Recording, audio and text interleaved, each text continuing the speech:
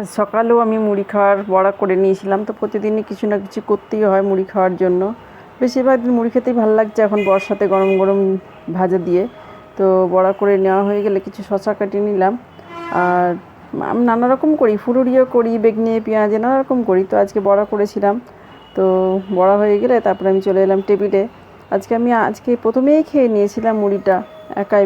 আমার একটু দেরি হয়ে গেছিলো খেতে, আমি পুজো দিতে যাবো, এরপর আজকে মুড়ি খেয়ে পুজোতে গেছিলাম। তো মুড়িটা খেয়ে নিলাম। বড়াগুলো আমার দারুণ হয়েছিল খেতে, বিশেষ করে মানে এত সুন্দর মুচমুচে বড়া হয়েছিল। তো মুড়িটা খাওয়া হয়ে গেল। আর তারপরে মেয়েটা বসে গেছিলো মুড়ি খেতে। আমার খাওয়া হয়ে গেলে ও পরে খেলো একটুখানি।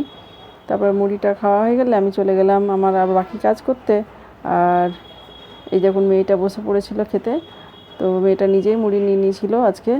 তো ভিডিওটা ভালো লাগলে লাইক করবেন।